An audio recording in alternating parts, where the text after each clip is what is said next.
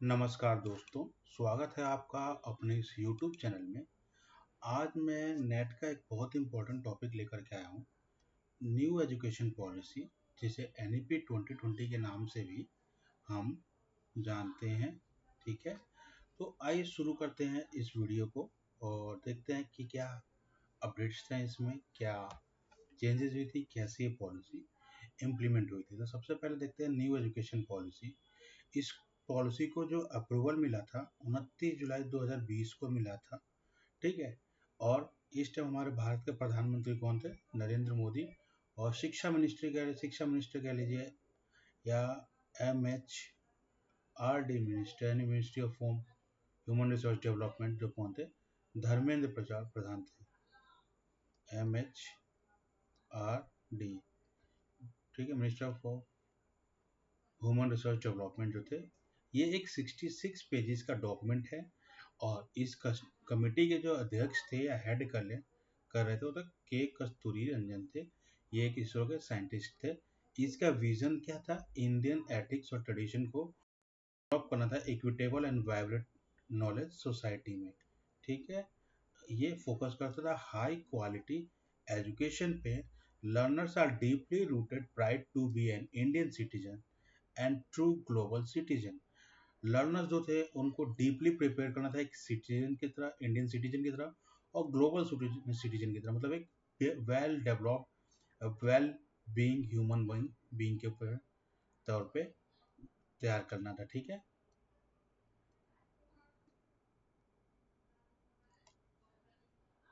Well being human being की तरह। ठीक है, इसके फंडामेंटल प्रिंसिपल्स क्या थे?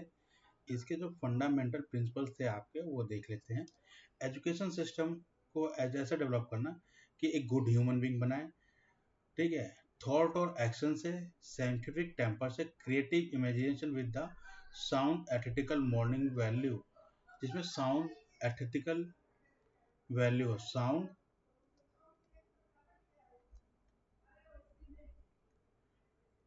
एथिकल वैल्यू हो, इसमें गुड एजुकेशन इंस्टीट्यूशन हो, स्टूडेंट ऐसा फील करे कि उनको लर्निंग में कंफर्टेबल हो और एक फ्रेंडली एनवायरनमेंट उनको प्रोवाइड किया जाए, safe and stimulating learning environment मिले, wide range of learning experience, मतलब उनको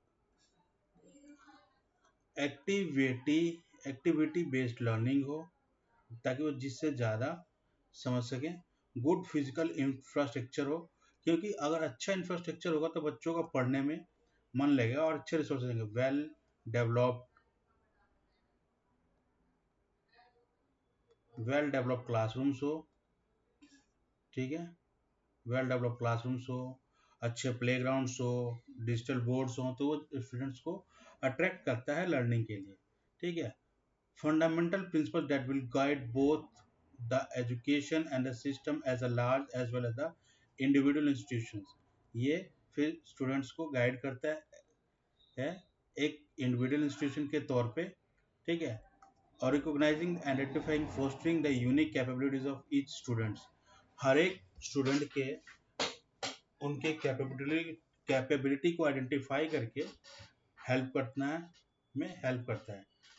ठीक है, foundational literacy and numeracy will all student by the grade 3 तक, यानी क्लास 3 तक के स्टूडेंट्स को फाउंडेशनल लिटरेसी और न्यूमरेसी का ज्ञान हो, नंबर सिस्टम का प्रॉपर ज्ञान हो नंबर सिस्टम का। ठीक है, फ्लेक्सिबिलिटी हो, उनके अपने करियर को पाथ को चूज करें ताकि वो अपने टैलेंट को डेवलप कर पाए। ठीक है, कोई हार्ड सेपरेशन ना हो। ठीक है, जैसे कोई बच्चा ऐसा ना हो कि वो आर्ट्स जिसने सुन लिया तो वो आर्ट्स ही पढ़े, नहीं, वो साइंस भी पढ़ सकता है, कॉमर्स भी पढ़ सकता है, इनके बंडल के सब्जेक्ट्स पढ़ सकता है। जैसे आर्ट्स का स्टूडेंट्स हिस्ट्री के साथ साथ फिजिक्स या कंप्यूटर साइंस भी पढ़ सकता है, या कॉमर्स का स्टूडेंट हिस्ट्री भी पढ़ सकता है। ठीक है, तो उनके कॉन्सेप्चुअल अंडरस्टैंडिंग को डेवलप किया जाए और मल्टी डिसिप्लिनरी होलिस्टिक एजुकेशन को डेवलप किया जाता है। ठीक है, क्रिएटिविटी और क्रिटिकल थिंकिंग को, लॉजिकल रीजनिंग को डेवलप किया जाएगा। ह्यूमन वैल्यूज को डेवलप किया जाए उनके अंदर। प्रमोटिंग मल्टी लिंग्विलिज्म, एक से अधिक भाषा के ज्ञान का बढ़ावा देना, जैसे हिंदी के साथ साथ इंग्लिश, क्षेत्रीय भाषाएं और उनके रीजनल लैंग्वेज को डेवलप करना। ठीक है, इससे कम्युनिकेशंस में, कॉपरेशन में और टीम वर्क में काफ़ी ज़्यादा इम्प्रूवमेंट होता है। फोकस करना उनके रेगुलर फॉर्मेटिव असेसमेंट्स पे। ठीक है, और समय की जगह समेटिव फॉर्मेटिव पे फोकस करना उनके समेटिव की जगह। ठीक है, extensive use of technology in teaching, teaching के जो मॉडर्न मोड्स हैं और मेथड्स हैं या टेक्नोलॉजी वो यूज़ करना, जैसे कि डिजिटल क्लासरूम हो गया। ठीक है, प्रैक्टिकल बेस्ड लर्निंग हो गया। ठीक है, हर एक डाइवर्सिटी को, लोकल कॉन्टेक्स्ट को, करिकुलम को, पेडागोगी को रिस्पेक्ट कर में डेवलप करना। ठीक है, उस बेस एरिया के फोकस को ध्यान में रखते हुए वहाँ के स्टूडेंट्स के ग्रोथ पे फोकस करना।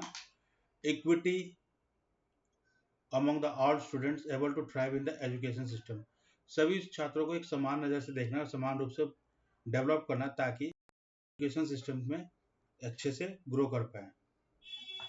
ठीक है, अर्ली चाइल्डहुड केयर और एजुकेशन सिस्टम को, स्कूलिंग सिस्टम को हायर एजुकेशन सिस्टम पे फोकस करना। एक वेल डेवलप्ड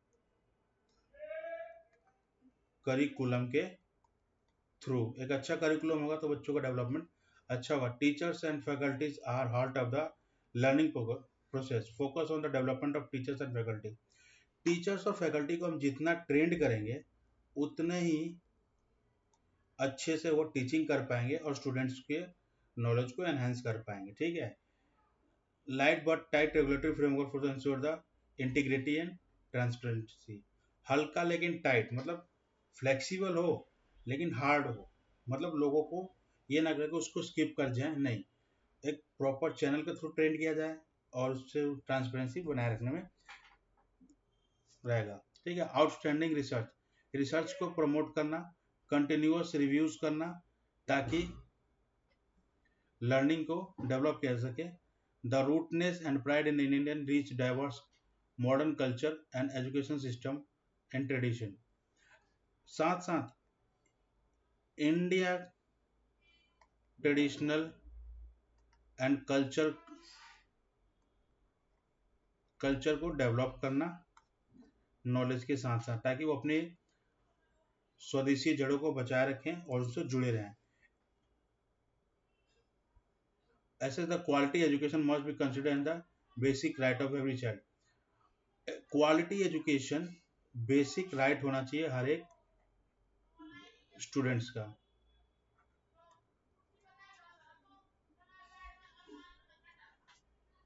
ठीक है, strong vibrant public education system as well as the encouragement in the facilitation of true philanthropic private community participation, public education system के साथ private education system को भी grow करने में हेल्प करना ताकि ओवरऑल डेवलपमेंट हो सके। इसके 4 पार्ट्स हैं। पहला पार्ट है स्कूल एजुकेशन, इसमें 8 चैप्टर हैं।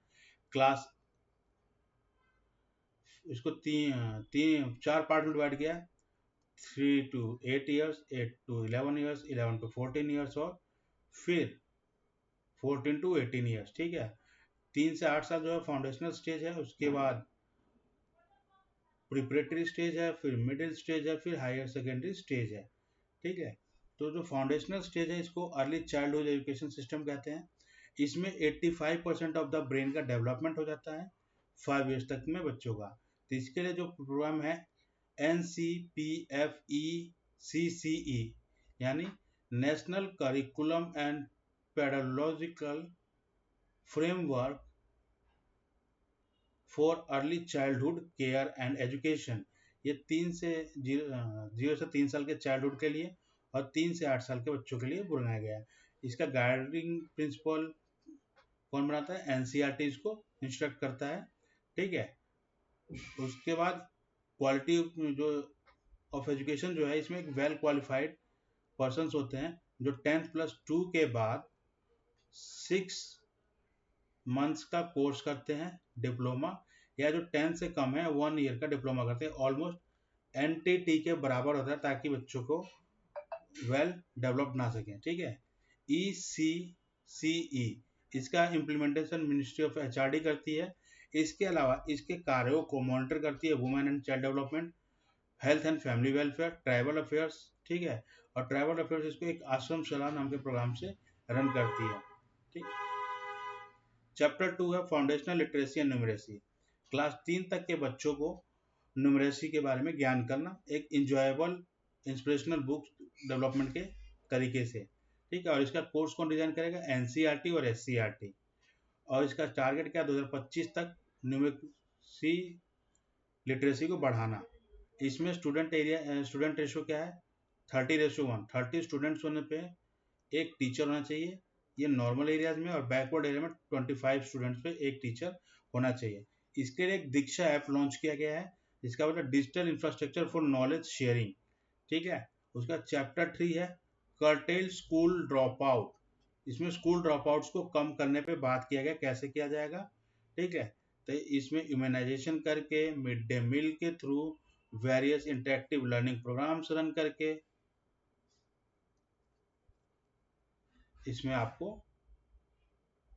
किया जाएगा, ठीक है। उसके बाद है चैप्टर 4 करिकुलम एंड पेडागोगी। इसको डिजाइन कौन करता है? NCPE, national curriculum pedagogy framework for ECCE। ये लर्निंग को होलिस्टिक, इंटीग्रेटेड और एंगेजिंग बनाता है ताकि ड्रॉप आउट्स को कम किया जा सके, जैसे कि और एजुकेशन के हर लेवल पर बढ़ाया जा सके। इसमें 100% ग्रॉस एनरोलमेंट के लिए सेट किया गया pre school to secondary level तक 2030 तक में। डिस्टेंस लर्निंग को बढ़ावा देने के लिए इस पर काम किया गया ताकि जो लोग फाइनेंशियली एजुकेशन नहीं गेन कर पाते हैं, स्कूल ड्रॉप आउट्स हो जाते हैं, तो NIS एक बोर्ड है, इसके थ्रू एनरोल करके अपनी लर्निंग को कंटिन्यू कर सकते हैं। उसके बाद कैरिकुलम और पेडागोगी इन स्कूल, लर्निंग को होलिस्टिक और इंटीग्रेटेड बनाना है, ठीक है। 5 इयर्स तक flexible multi level activity based learning होनी चाहिए। मल्टीपल लैंग्वेज में या उनके लोकल लैंग्वेज में उनको एजुकेट करना है। प्रिपरेटरी स्टेज में 3 इयर्स तक के बच्चों को प्ले, डिस्कवर एक्टिविटी के थ्रू